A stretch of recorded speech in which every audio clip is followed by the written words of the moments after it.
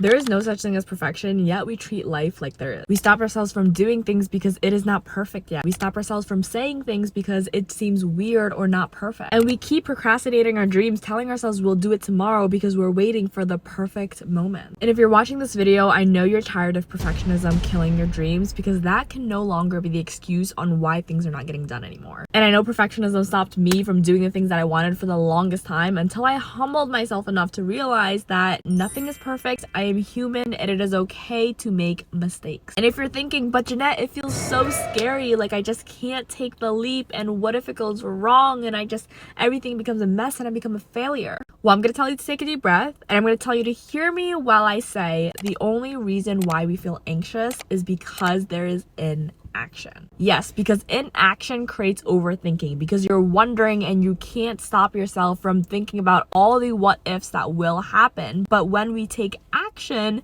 then we see the result, and then we see what actually happens. We can't keep living in a space where we're wondering the what ifs and the possibilities when we can see what the possibilities are if we take that action. Now, this doesn't mean that every action is finite and it's the end all be all. We can still learn from our actions that we take, learn from the mistakes if they come up, and apply it to our next plan. And the more you take action despite the fear, despite all of the negative narratives that are running through your mind, the more you'll realize that you have control and you have power over your actions. And that will eliminate the anxiousness of the uncertainty that you've been feeling this whole entire time. Because there's no such thing as perfect. We just need to do the damn thing and learn from our mistakes. And people are going to judge you for whatever reason that they want to, regardless of whether or not you're successful. If you think about the most successful people in the world, Taylor Swift, Ariana Grande, they have people judging them all of the time, even if they feel like they're getting it right. It's not even about them half the time. It's really about people's own projections of their insecurities and lack that they feel inside, that they're pushing onto someone else. But you don't want everyone to like you, because that means that you are not being authentic to yourself. If people dislike you, maybe it's because it means you're aligned with who you are and your values, and people just don't like that. But they are not your people. They are not people that you want to keep around, because in a world full of billions of people, not everyone is going to be your friend. And another fact to keep in mind is that half the people don't even like themselves, so why are we expecting them to like you? At the end of the day, there's no winning, so why not take that leap?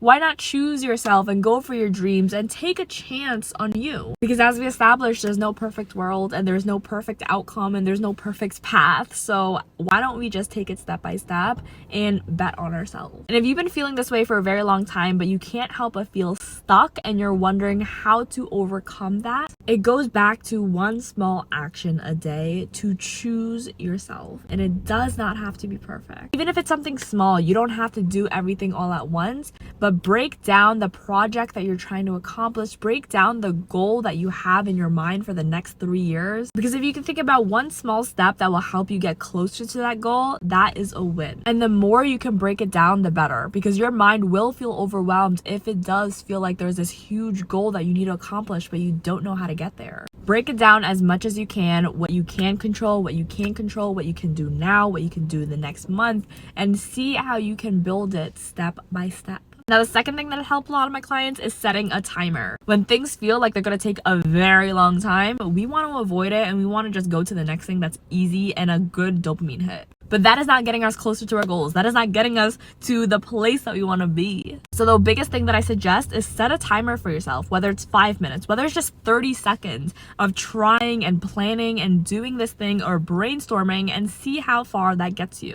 If the timer goes off and you're still funky or in this mood and you're energetically not aligned with this, then take a second to pause, do your own thing, and then come back again with another timer. Or if you had a task that you've been avoiding for the longest time and you just don't want to do it, set a timer for 5 minutes and do that thing for 5 minutes. No excuses, no questions asked, just do the thing for 5 minutes and see if you feel like you can do it for more after the timer rings. Or if it doesn't, then at least you kept your promise that you told yourself. Number 3, and the main thing that I've talked about in this video, is taking action. And the easiest way to do that is the method from Mel Robbins, which is the 3-2-1 method. And this means instead of constantly thinking about how hard it is and thinking yourself out of doing the thing that you really want, you need to count down from 3, 2, 1, and just get up after you count down. If you need to jump out of your bed, if you need to roll over, if you need to just stand up, move your arms, move your toes, any sort of movement to change the state that your body is already in. Because what's most likely happening is that your energy is stagnant and you're not moving, which makes you feel like you're stuck. But if you create some energy, if you create some movement in your body, you will subconsciously tell your mind that things are shifting, things are moving. Because once you create that momentum, once you get that ball rolling, that's when things get real. But with that said, I hope this video helps you break out of the funk. There is less than 3 months away from 2026. If you are ready to break out of the cycle of toxic relationships, behaviors, and you're ready to align yourself with the best version of yourself, book a clarity call, link in the description below. That said, comment down below what goals do you have for your growth and what is keeping you stuck. Subscribe, leave a like, and I'll see you in the next video. As always, you got this.